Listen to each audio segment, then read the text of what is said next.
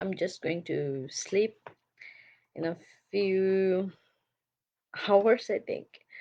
And now this is the second attempt of my book clubs, the reading, which I have already posted my first chapter reading of Jane Austen's Sense and Sensibility. Today I will go to the second chapter. I will try to finish it. Let's see what happened, okay? So let's start. Mrs. John Dashwood now installed herself mistress of Norland, and her mother and sister-in-law were degraded to the condition of visitors. As such, however, they were treated by her quite civility, and by her husband with as much kindness as he could feel towards anybody beyond himself, as his wife and their child. He really pressed them with some earnestness to consider Norland as their home, and as no plan appeared so eligible to Mrs. Dashwood as remaining there till she could accommodate herself with a house in the neighborhood, his invitation was accepted. A continuance in a place where everything reminded her of former delight was exactly what suited her mind. In seasons of cheerfulness, no temper could be more cheerful than hers or possess, in a greater degree, that sanguine expectation of happiness which is happiness itself. But in sorrow she must be equally carried away by her fancy, and as far beyond consolation as in pleasure she was beyond alloy. Mrs. Dashwood did not at all approve of what her husband intended to do for his sisters. To take £3,000 from their fortune of their dear little boy would be sorry, impoverishing,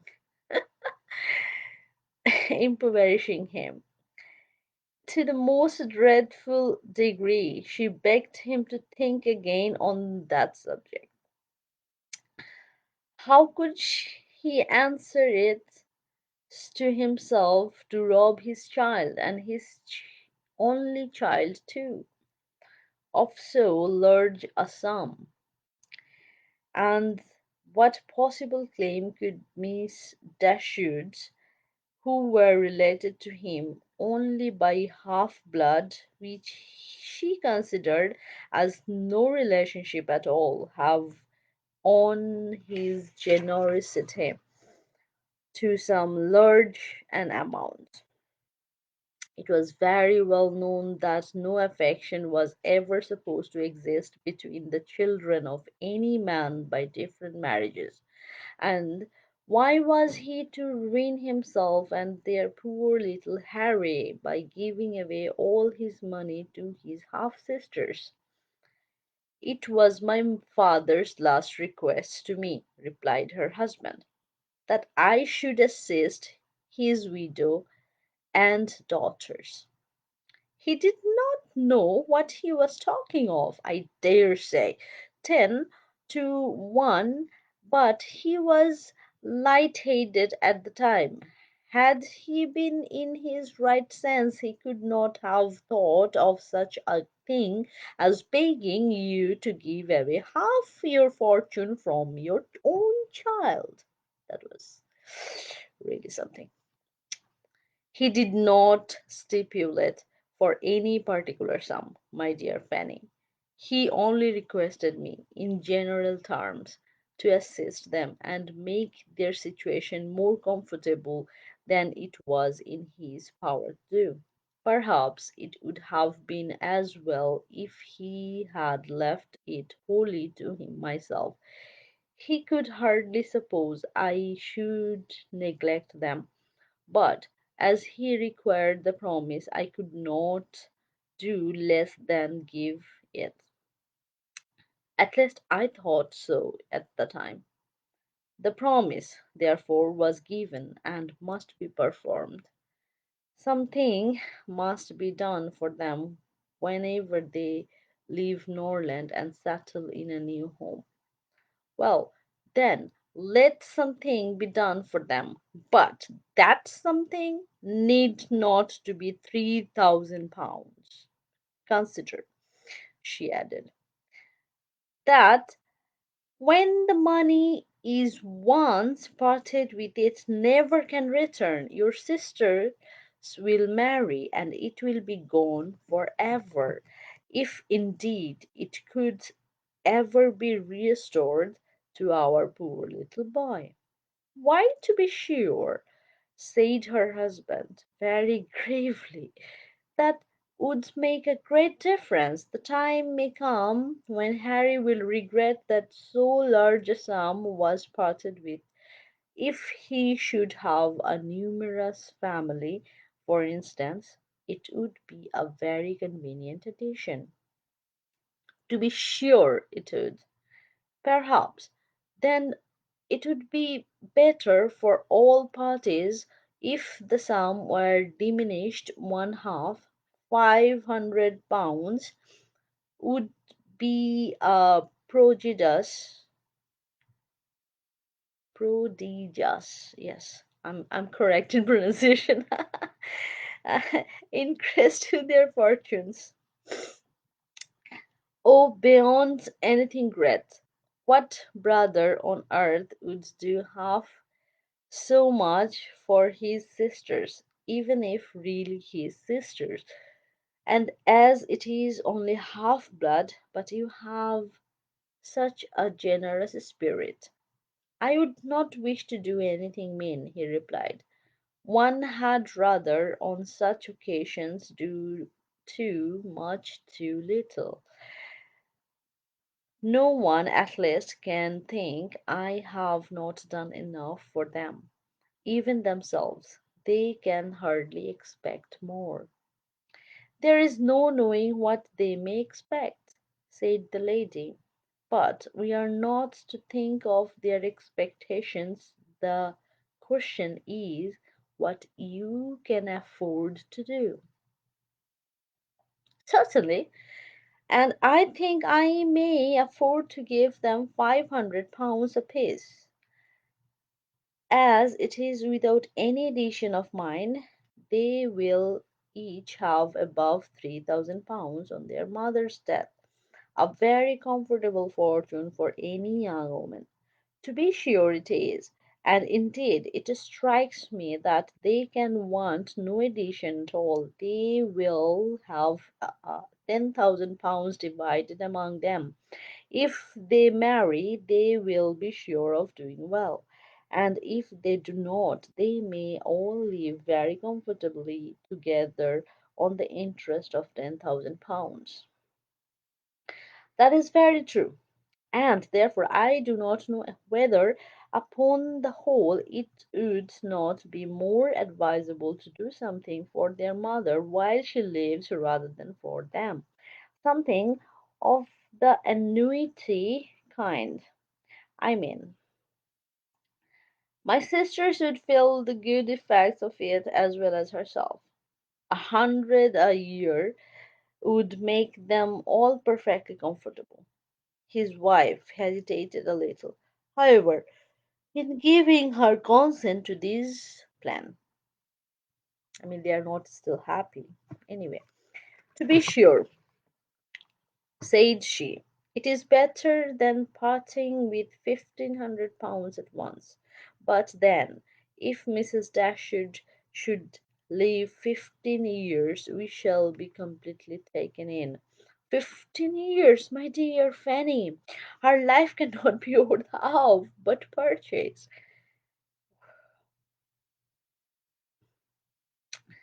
Certainly not.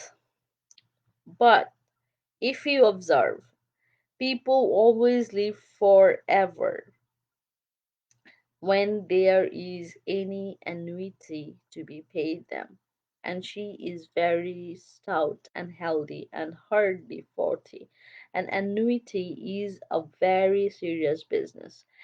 It comes over and over every year, and there is no getting rid of it. You are not aware of what you are doing. I have known a great deal of the trouble of annuities, for my mother was clocked with the payment of three to old superannuated servants by my father's will, and it is amazing how disagreeable she found it. Twice every year these annuities were to be paid, and there was the trouble of getting it to them, and then one of them was said to have died, and afterwards it turned out to be no such thing.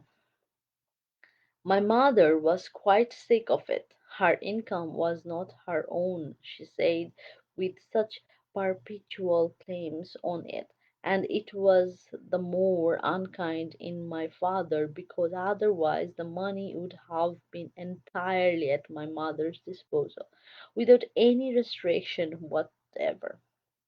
It has given me such an abhorrence of annuities that I'm sure I would not pin myself down to the payment of one for all the world. It is certainly an unpleasant thing, replied Mr. Dashwood, to have those kind of yearly drains on one's income. One's fortune, as your mother justly says, is not one's own. To be tied down to the regular payment of such a sum on every rent day is by no means desirable. It takes away one's independence, undoubtedly. And after all, you have no thanks for that. They think themselves secure. You do no more than what is expected, and it raises no gratuity at all. If I were you, whatever I did should be done at my own discretion entirely. I would not bind myself to allow them anything yearly. I may be very inconvenient some years to spare 100 or even £50 from our own expenses. I believe you are right, my love. It will be better that there should be no annuity in the case. Whatever I may give them occasionally will be of far greater assistance than a yearly allowance, because they would only enlarge their style of living if they felt sure of a large income, and would not be sixpence the richer for it at the end of the year. It will be entirely be much the best way. A present of £50 now and then will prevent their ever being distressed for money, and will, I think, be amply discharging my promise to my father. I mean, at this point, I have to say something. The father left them £3,000 each for the daughters, and for his wife £1,000. But the son still feel that's inconvenient to give them the money in at once. Okay, that's good. And then it cut off at half, like he is going to give them £1,500. Then realize £1,500 at once would be a great amount of money. Probably at that time, yeah, that should be.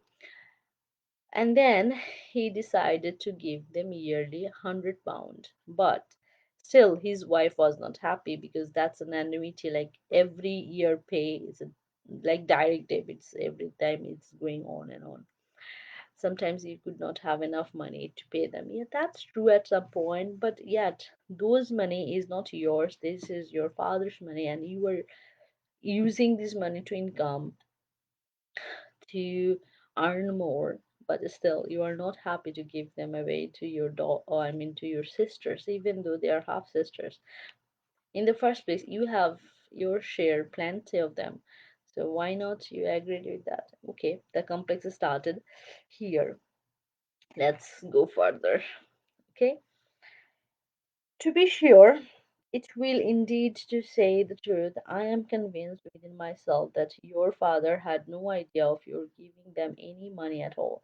The assistance he thought of, I dare say, was only such as might be responsibly expected to you. For instance, such as looking out for a comfortable small house for them, helping them to move their things, and sending them presents of fish and game and so forth whenever they are in season. I will lay my life that he meant nothing further indeed. Sorry, I will lay my life that he meant nothing further indeed. It would be very strange and unreasonable if he did. Do but consider, my dear Mr. Dashwood, how excessively comfortable your mother-in-law and her daughters may live on the interest of £7,000, besides the £1,000 belonging to each of the girls, which brings them in £50 a year apiece, and of course they will pay their mother for their board out of it. Altogether, they will have 500 a year amongst them. And what on earth can four women want for more than that?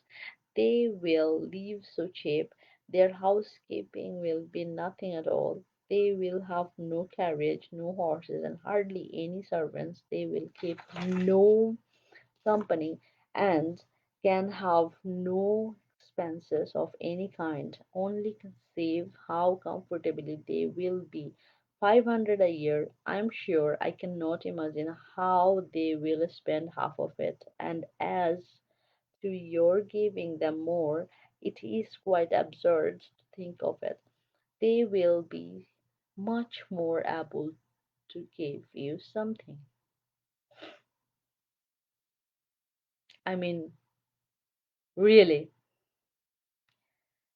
Okay, upon my word, said Mr. Dashwood, I believe you are perfectly right. My father certainly could mean nothing more by his respect to me than what you say. I clearly understand it now, and I will strictly fulfill my engagement by such acts of assistance and kindness to them as you have described.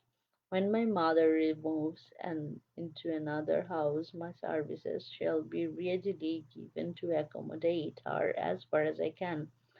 Some little present of furniture, too, may be acceptable then. Certainly, returned Mrs. John Dashwood. But, however, one thing must be considered. When your father and mother moved to Norland, though the furniture of Stanhill was sold, all the china, plate, and linen was saved, and is now left to your mother. Her house will therefore be almost completely fitted upon as soon as she takes it. This is a material consideration, undoubtedly a valuable legacy indeed, and yet some of the plate would have been a very pleasant addition to our own stock here. Yes, and the set of breakfast china is twice as handsome as what belongs to this house. A great deal too handsome, in my opinion, for any place they can ever afford to live in. But, however, so it is, your father thought only of them.